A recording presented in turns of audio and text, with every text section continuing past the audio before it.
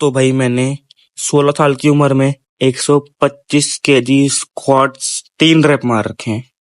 I can lift your mom while doing squats.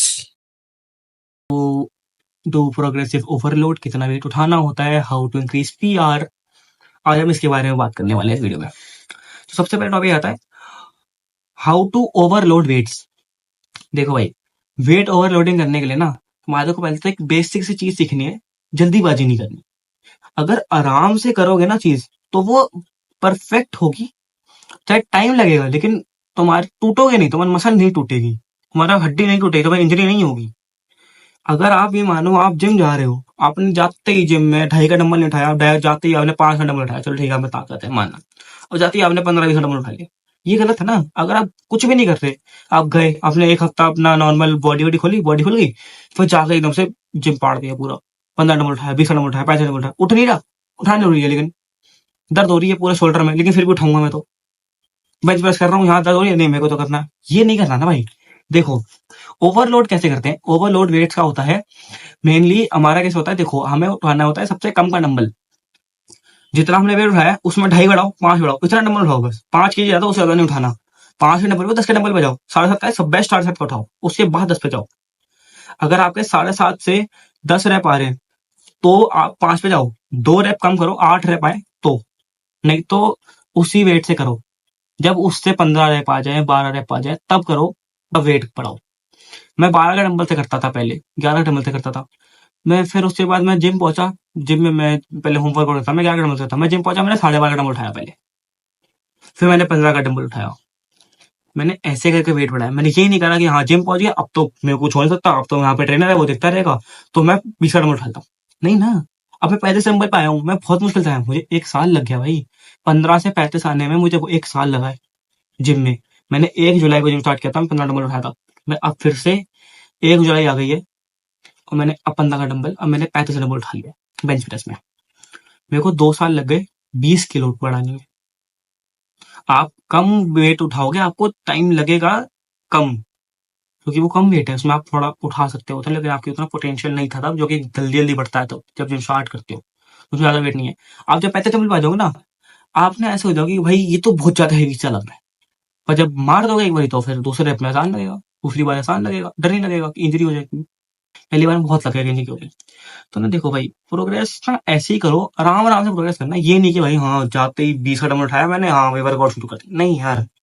20 का dumbbell कर रहे हो तो उठाओ, जो आपका लोएस्ट जो डंबल, आप हाईएस्ट जो डंबल उठा रहे हो ना वो उठाओ, उसके बाद बढ़ाओ वेट। अगर आप 3 सेट करते हो, पहले जो डंबल आपका आप कर रहे हो उससे एक नीचे, फिर वही डंबल आपका पीआर, फिर उसके बाद पीआर जो बढ़ाना है आपको, जो पीआर बनाना है उस पे जाओ, ठीक है। अब ना देखो भाई, अब ये होगा कि कैसे करते हैं, कितना करते हैं। अब ना देखो आती है कि कैसे हमें नहीं करना है, ये सीखना बहुत जरूरी है। हमें कैसे नहीं करना है, हमें एकदम से वेट नहीं बढ़ाना है। अगर आप 3 रैप करते हो, जैसे मैं आपको बताया, एक कम, पीआर, पीआर ज्यादा, ये रखो। 5 करते हो तो पीआर से 2 कम, पीआर फिर 2 ज्यादा, ऐसे कर करना है। 4 रैप करते हो अगर, तो एक उठाओ पीआर से कम, दूसरा उठाओ पीआर से कम, पीआर फिर एक पीआर से ज्यादा, ऐसे उठाना। अगर आप 5 कर रहे हो जैसे, तो पीआर से, जब पीआर से 2 कम, पीआर से 1 कम, पीआर, पीआर से जो आपका नया पीआर बना वो, फिर उसमें वही सेम वेट पीआर जो बना, 5, 7.5, 10, जो आपका पीआर था 10, फिर उसके बाद 12.5, 12.5, ऐसे। अगर 12.5 से आपके 8 रैप आ रहे हैं तो 8, 12.5, 10 रैप आ रहे हैं तो भी उतना ही उठाओ। फिर अगली बार जब करोगे वर्कआउट, जब नेक्स्ट टाइम, जब नेक्स्ट वीक वर्कआउट करोगे, तब आपको उस वेट को 15 पे लेके जाना है, अगर आपसे फिर से 10 रैप आए हैं तो, क्योंकि कई बार बॉडी थकी होती है तो नहीं आ पाते। 8 रैप आ रहे हैं तो 8 रैप करो, 8 रैप से कम नहीं करने। If you are not a power, अगर आप पावर लिफ्टर हो तो 3 से 5 रैप मारो भाई, ज्यादा ज्यादा। मैं भी ऐसे ही करता हूँ, पावर लिफ्टर हूँ मैं 3 से 5 रैप मारता हूँ। अभी आपने देखा जैसे कि मेरे स्क्वाट्स की वीडियो, मैंने उसमें से 3 रैप लिए थे 125 केजी से, ठीक है।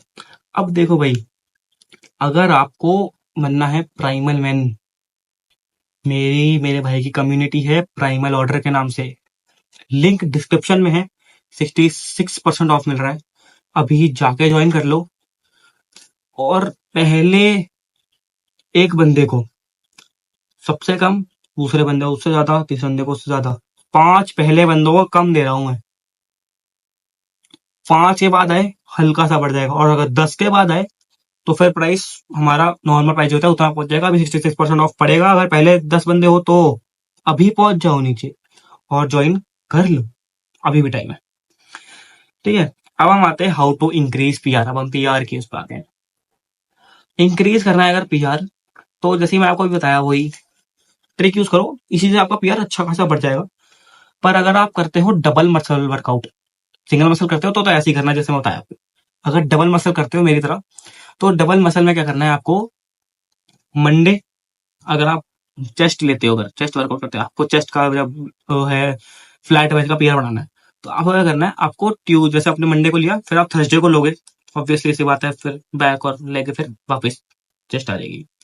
तो जब आप चेस्ट का वर्कआउट कर रहे हो तो आप एक दिन ज्यादा वेट लो, 3 से 5 रैप मारो। इफ आप पावर लिफ्टर हो, अगर आप पावर लिफ्टर नहीं हो तो 8 से 12 रैप मारो।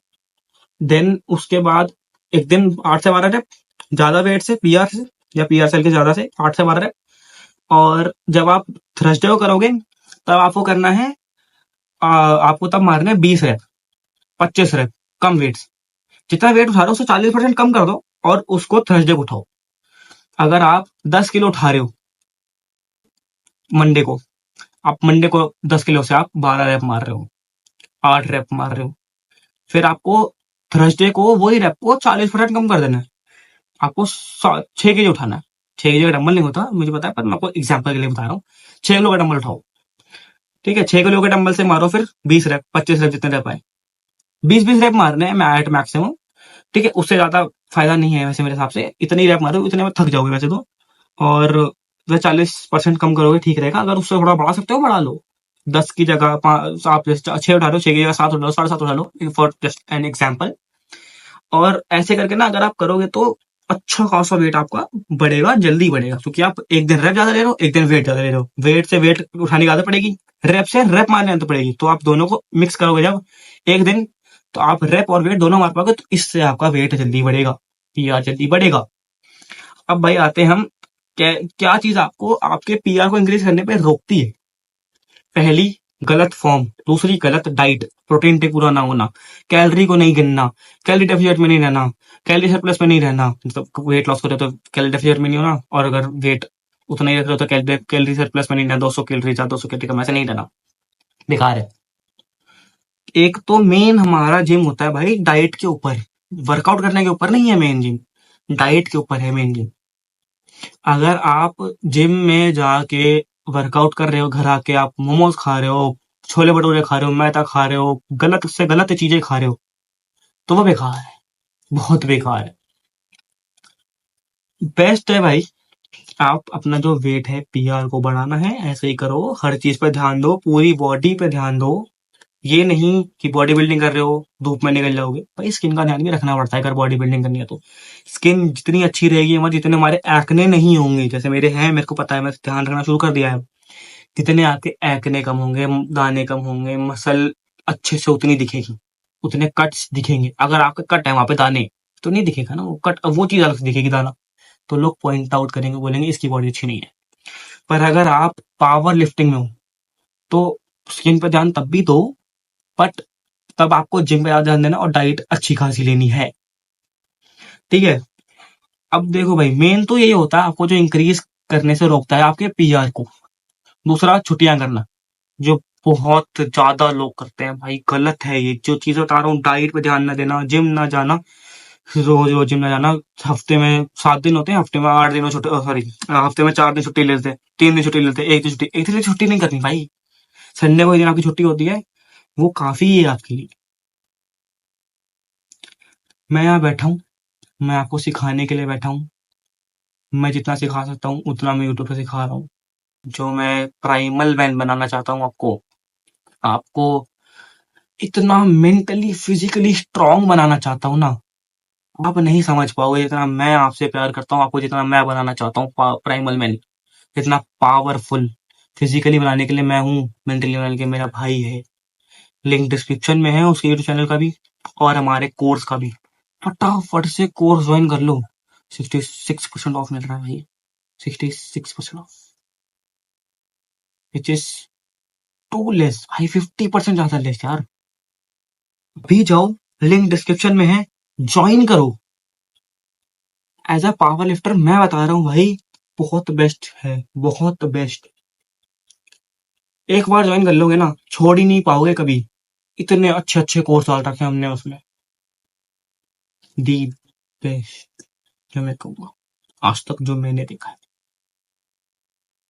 ये नहीं कि मैं मेरा कोर्स है तो मैं कह रहा हूँ, नहीं, जो मैंने देखा है आज तक सबसे बेस्ट है।